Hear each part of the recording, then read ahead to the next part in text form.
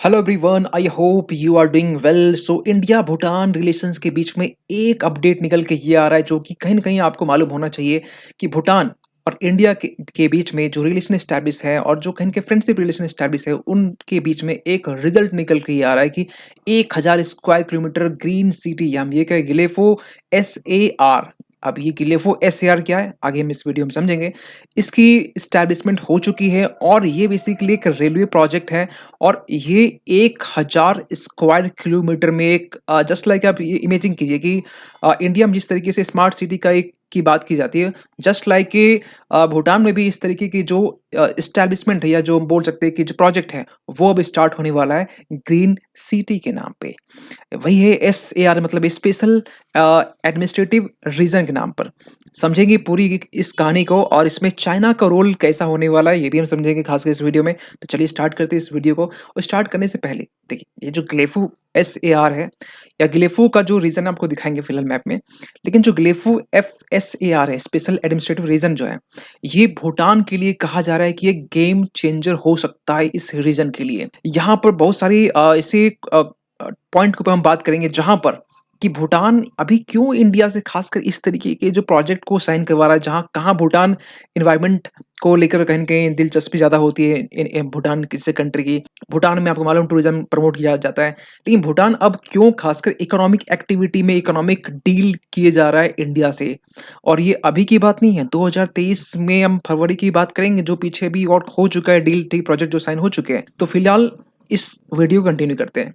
देखिए भूटान का अगर मैप को देखें तो भूटान एक लैंडलॉक कंट्री है जिसकी कैपिटल थिम्पू है। और भूटान के नॉर्थ में जाएंगे तो ये तिब्बत मिल जाएगा। खुद बहुत लोग ये बोलेंगे कि ये चाइना बोलिए, नहीं हम तिब्बत बोलेंगे, ठीक है। और नीचे आपको इंडिया मिल जाएगा, ठीक है, सिक्किम साइड में। यहाँ नॉर्थ ईस्ट वाला पोर्शन हो गया और इसके जस्ट नीचे आएंगे तो बांग्लादेश मिल जाएगा। तो भूटान को ट्रेड करने के लिए, ध्यान सुनिए, भूटान को ट्रेड करने के लिए यहाँ पर जो इंटरनेशनल जो वर्ल्ड बोल सकते हैं, ग्लोबल वर्ल्ड बोल सकते हैं, वहाँ से रिलेशन को स्टैब्लिश करने के लिए, कनेक्टिविटी स्टैब्लिश करने के लिए यहाँ पर इन्हें एक सी रूट चाहिए। और सी रूट कौन दे सकता है? इंडिया दे सकता है। कैसे? इंडिया अपने रीजन के जरिए या इंडिया बांग्लादेश के रीजन के जरिए। ठीक है, ये तो बात समझ गए। लेकिन यहाँ पर एक सवाल निकल के आ रहा है कि अभी जब भूटान 116वां नेशनल डे सेलिब्रेट किया 17 दिसंबर, यानी कि हम आज 21 हो गया ना, तो कुछ दिन पहले की बात है। और 18 को ही ये चीज़ें निकल के आती है कि गिलेफो SAR की एस्टैब्लिशमेंट हो चुकी है, रेलवे प्रोजेक्ट बेसिकली है। और ये क्या करेगा? देखिए, जो गिलेफू की हम बात करें, गिलेफू का अगर रीजन देखें तो भूटान के मैप में ये बिल्कुल ये साउथ में ये लोकेटेड है। गिलिफू से नीचे आसाम कोकराझार एक प्लेस है, आसाम का ये, ठीक है, फेमस है। यहाँ से कनेक्टिविटी एस्टैब्लिश हो गई। ये बेसिकली एक रेलवे नेटवर्क होने वाला है, जिसके ज़रिए यहाँ से यहाँ तक हम ये कहें कि जो इकोनॉमिक एक्टिविटी है, इम्पोर्ट एक्सपोर्ट, ये चीज़ें की जाएगी, ठीक है। लेकिन इसका जो मेन पर्पस है ना, जो सबसे बड़ा पर्पस वो फुलफिल कैसे होगा? वो फुलफिल होगा साउथ एशिया से साउथ ईस्ट एशिया की कनेक्टिविटी को लेकर।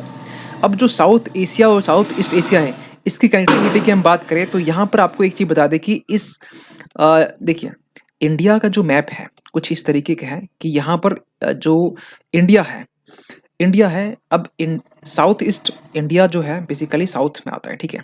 साउथ ईस्ट ये वाला पोर्शन हो गया। साउथ ईस्ट एशिया जो है ना, बेसिकली ये जो नीचे वाला पोर्शन आप यहाँ पे आपको एक मैप में दिखाना चाहेंगे, आगे मैप है, आई होप कि मिल नहीं रहा हमें। तो वहाँ पर आप देख सकते हैं कि जो इंडोनेशिया, मलेशिया है, फिलीपींस है, इनसे कनेक्टिविटी या एशियान देश से कनेक्टिविटी को एस्टैब्लिश करने के लिए, ट्रेड को और बूस्ट करने के लिए ये कनेक्टिविटी एक नींव है, एक इनिशियल स्टेज है, ठीक है। अब क्या होगा?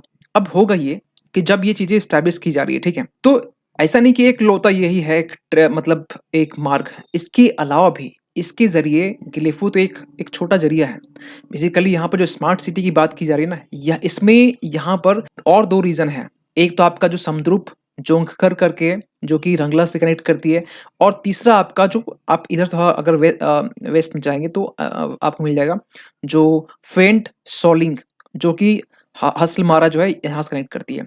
तो ये चीज़ें यहाँ से कनेक्ट कर रही है। और नेपाल की हम बात करें, नेपाल की बात बाद में करेंगे। लेकिन भूटान की हम बात करें तो भूटान और इंडिया के बीच में जो रिलेशन है ना, बहुत ही अच्छा रिलेशन है, फ्रेंडशिप रिलेशन है। और फ्रेंडशिप रिलेशन के तहत में ही यहाँ पर इंडिया जो है ना, एज़ अ ग्रांट, एज़ हम लोन नहीं बोले, एज़ अ ग्रांट के फॉर्म में इंडिया भूटान की बहुत हेल्प करता है। चाहे हम कोविड के टाइम की बात करें या इसके पहले ही बात करें, इंडिया बहुत सारी चीज़ें डेवलप इंफ्रास्ट्रक्चर के मामले में बात करें, इवन की सिक्योरिटी के मामले में बात करें, डिफेंस के मामले में बात करें, तो इंडिया बढ़-चढ़कर भूटान की हेल्प करता है और भूटान की जो पूरी सिक्योरिटी की जो रिस्पॉन्सिबिलिटी है, वो इंडिया को है। तभी तो डोकलाम हुआ और डोकलाम में इंडिया और चाइना के बीच में फेस ऑफ देखने को मिला, जब आपको मालूम है कि 2017 की बात कर रहे हैं, भूटान के बीच नहीं हुआ था। तो ये चीज़ें जो है ना, अब समझते हैं यहाँ पर कि ये जो प्रोजेक्ट है, भूटान की इकोनॉमी को इम्पैक्ट कैसे करेगा?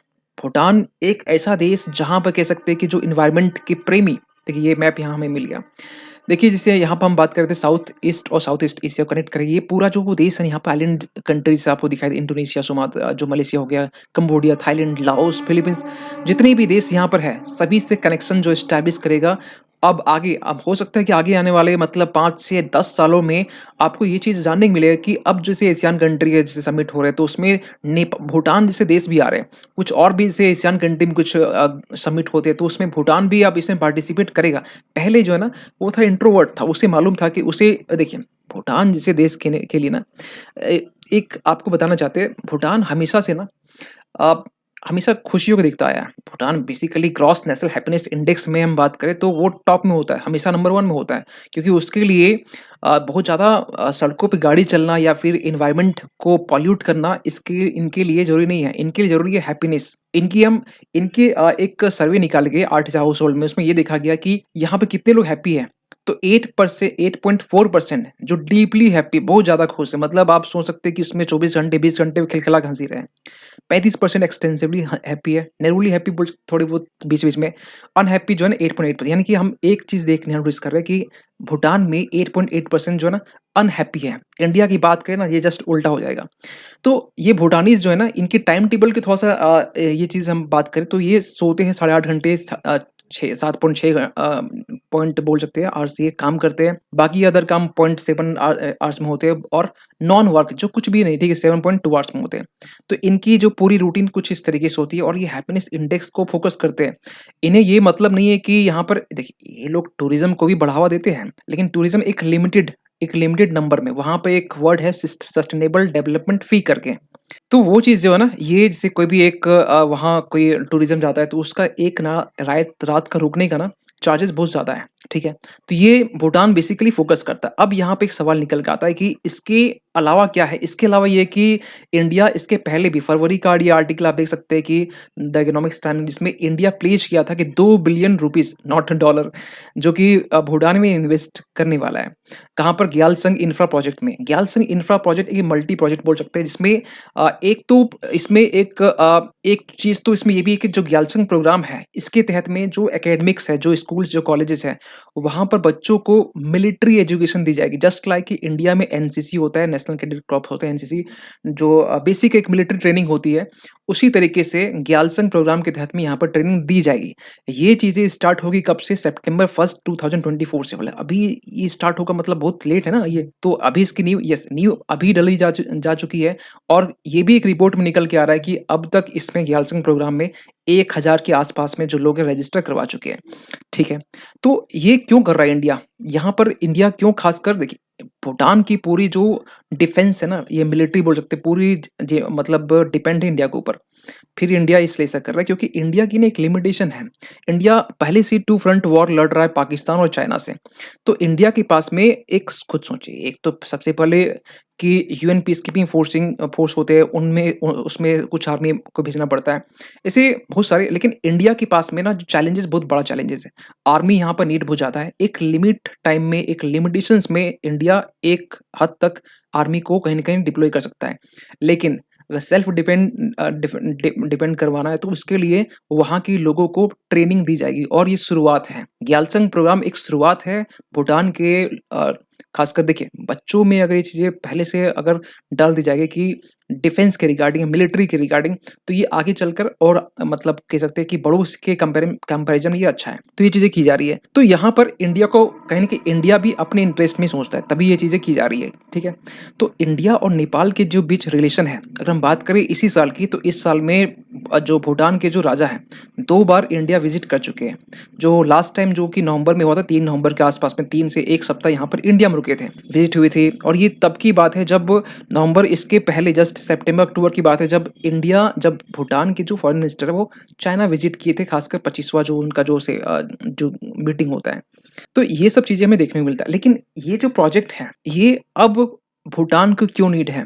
भूटान को इसलिए नीड है क्योंकि ये सबसे पहले मानता है, देखिए जनवरी में इलेक्शन होने वाले भूटान में, और भूटान में जो इलेक्शन होने वाले तो उसके लिए गिलेफू जो मेगा प्रोजेक्ट है, ये वहाँ के जो टॉप पीएम कंटेंडर्स हैं दोनों, ये इनको मतलब एक बोल बोल सकते हैं ना कि मतलब ये कह सकते हैं कि ये एक खजाने की तरह है कि वहाँ भूटान के लोगों का डेवलपमेंट, इकोनॉमिक डेवलपमेंट, खासकर और जो रिवाइवल के लिए। रिवाइवल क्यों? क्योंकि भूटान इसके पहले 2020 की हम बात कर रहे हैं, 2020 में जब कोविड के टाइम था, तो उस समय इनकी जो जीडीपी ग्रोथ रेट है वो -10 पहुँच गया था। इसके बाद फाइनली धीरे-धीरे ग्रेजुअली कहीं-कहीं 3.5 हुआ, फिर 4.5 और फाइनली 2023 में 7.5 के आसपास में है। तो ये चीज़ें, एक चीज़ तो यहाँ पर कि इकोनॉमिक रिवाइवल के लिए ये प्रोजेक्ट साइन किया गया, इसके पहले भी हम देख चुके हैं, यालचंग वाला प्रोजेक्ट और ये वाला प्रोजेक्ट। दूसरा रीज़न ये है कि टूरिज़्म को बढ़ावा देना, क्यों? क्योंकि टूरिज़्म भूटान जो ऐसा देश है ना, जहाँ टूरिज़्म एक लिमिटेड नंबर में लोग को एंट्री दी जाती है। तो वहाँ पर जो सस्टेनेबल डेवलपमेंट फ़ी है, वो 1 रात रुकने के लिए $2000 था, जिसे घटाकर $65 कर दिया गया। आप खुद सोचिए कि Bhutan helps per day tourist fee to attract global visitors. जो भूटान का जो पर डे फी है वो कहीं न कहीं हाफ़ कर दिया, हाफ़ से भी कम कर दिया गया था। क्यों? कोविड-19 का इम्पैक्ट पड़ा था और वहाँ की इकोनॉमी कह सकते हैं थोड़ी थोड़ी नहीं, बहुत अच्छी खासी चरमरा-सी गई थी। आप देख सकते थे कि नेगेटिव ग्रोथ रेट रेट था। ठीक है? तो ये सब चीज़ें ना, अब ये जो अभी इकोनॉमिक रिवाइवल की बात की जा रही है, ये बात अचानक से नहीं हुई है। ऐसा नहीं कि मतलब अचानक से चीज़ें निकल के आ रही हैं। ये पिछले साल की बात है जब भूटान के फाइनेंस मिनिस्टर नामगे सेरिंग ने कहा था कि भूटान की जो इकोनॉमी एक्सपेक्टेड की जा रही कि ग्रो स्ट्रॉन्गर नेक्स्ट, यानी कि 2022 में बात की गई और 23 में बोला गया कि नेक्स्ट ईयर ग्रो करेगी विद, यहाँ एक लाइन ध्यान से पढ़ेंगे, with stronger growth in the Indian economy के साथ में, ठीक है? और जो चीज़ें कहीं न कहीं रियलिटी में देखी जा रही है, प्रोजेक्ट जिस तरीके से यहाँ से लॉन्च किया जा रहा है। लेकिन सबसे बड़ा ना चैलेंज निकल के आता है चाइना, क्योंकि चाइना नहीं चाहेगा कि भूटान का जो रिलेशन है, जो क्लोज़नेस है वो इंडिया से बढ़े, और इसके लिए ना भूटान, देखिए भूटान की जो कह सकते हैं कि इनके जो फॉरेन मिनिस्टर हैं, जिनका मतलब जो क्या नाम है इनका? टांडी डोरजी, ठीक है? ये बेसिकली गए चाइना, ठीक है? इनके चाइना फॉरेन मिनिस्टर बात हुई। दोनों बीच में जो बाउंड्री टॉक्स है, इसको लेकर बात हुई और दोनों के बीच में 25वां राउंड जो बाउंड्री टॉक्स की बात हुआ। इसके पहले 24वां मतलब 24 हो चुके हैं और ये बाउंड्री टॉक में आप पूछेंगे, बाउंड्री टॉक्स, वेट, ये बाउंड्री टॉक्स किसके रिगार्डिंग? भूटान और चाइना के बीच में कौन-सी बाउंड्री की बात कर रहे हैं, डोकलाम? नहीं। ये मिस्टेक नहीं करना। भूटान और चाइना के बीच में डोकलाम के अलावा यहाँ पर जाकरलंग और पसामलंग, ये दोनों ऐसी टेरिटरी है जहाँ पर चाइना और भूटान के बीच में डिस्प्यूट्स हैं। अभी हम आगे और बात करेंगे, ठीक है? तो यहाँ पर जब दोनों की विज़िट हुई, विज़िट में गए भूटान के जो फॉरेन मिनिस्टर चाइना, तो दोनों के बीच में 2 चीज़ को लेके बात हुई। एक बाउंड्री टॉक्स हुआ, ठीक है? बाउंड्री को लेकर, और दूसरा चीज़ डिप्लोमेटिक टाइज़। डिप्लोमेटिक टाइज़ को लेकर जब चाइना के जो मिनिस्ट्री है, इन्होंने जब ये कहा कि दोनों के बीच में, आप जस्ट यहाँ देख सकते हैं, कहाँ गया ये इमेज? यस, दोनों बीच में बात हुआ और दोनों बीच में फुल डिप्लोमेटिक टाइज़ की बात हुई। लेकिन जब भूटान के जर्नलिस्ट जब पूछे, खासकर यहाँ भूटान के finance minister sorry foreign minister से कि आपका क्या कहना है इस चीज़ में कि डिप्लोमेटिक टाइज़ होना चाहिए? तो इनका ये जवाब था कि अभी हम लोग कमिटेड नहीं हैं। बिल्कुल कमिटेड नहीं होना चाहिए, और क्योंकि इंडिया का इंटरेस्ट भी साथ में जुड़ा हुआ है, तो यहाँ पे ये बातें निकल के आती है। लेकिन एक सवाल और भी निकल के आता है, क्या? कि जब यहाँ पर जब ये विज़िट हुआ चाइना भूटान का चाइना में, तो उसके जस्ट 1 महीने बाद, ये है अक्टूबर में हुआ, नवंबर में भूटान के जो राजा है, किंग, यहाँ विज़िट करते हैं इंडिया। रिगार्डिंग स्मार्ट सिटी को लेकर, रिगार्डिंग गिलिफू जो स्मार्ट सिटी उसको लेकर, ठीक है? ये सब होने के बाद में आपको मालूम है कि चाइना, देखिए भूटान और जो चाइना के बीच में जो रिलेशन है ना, ऐसा नहीं बहुत अच्छा रिलेशन है, ठीक है? लेकिन हाँ, चाइना चाहता है कि भूटान जो है ना उसके बहकावे में आ जाए। लेकिन कुछ दिनों पहले की बात है कि सैटेलाइट इमेज के ज़रिए चाइना का ये एक हरकत कहीं न कहीं भूटान में नज़र आया कि भूटान में जो भी एक इमेज की बात की ना, जाकरलंग की जगह पर, यहाँ पर चाइना के देखा गया कि सैटेलाइट इमेज के ज़रिए कि चाइना यहाँ पर जो रोड कंस्ट्रक्शन वो कर रहा है, रोड नेटवर्क यहाँ बिछा रहा है, प्लस जो कंस्ट्रक्शन सपोर्ट साइट होते हैं वो भी देखा गया यहाँ पर। तो ये चीज़ें दिखा रही है कि चाइना एक ऐसा देश है जो कहीं न कहीं छोटे-छोटे देश को भी नहीं छोड़ता। इसके पहले नेपाल के साथ भी कहीं न कहीं जो रिलेशन एस्टेब्लिश करने की कोशिश की गई। देखिए नेपाल के साथ में ना नेपाल एक भी लैंडलॉक्ड कंट्री है और नेपाल को कहीं न कहीं जो एक्सेस जो पोर्ट एक्सेस है वो इंडिया देता है। ये चाइना से ही बात हुई थी। यहाँ पर भूटान जो है ना, भूटान और चाइना के बीच में जो रिलेशन है ना, वो अगर 2 मेन पॉइंट की बात करें तो एक तो पहला हो गया इसमें जो बाउंड्री डिस्प्यूट्स, दूसरा इसमें हो गया डिप्लोमेटिक टाइज़ जो दोनों कहीं न कहीं इंडिया कहती है ये कभी रिज़ॉल्व नहीं होने दे दिया जाएगा।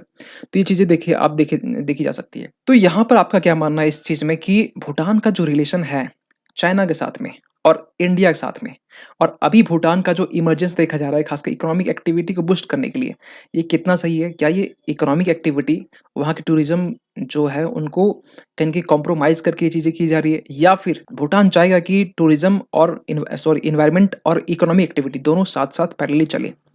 क्या आपका मानना है? लिखिए कमेंट में, मिलते हैं अगली अगली किसी वीडियो में, तब तक के लिए थैंक यू सो मच।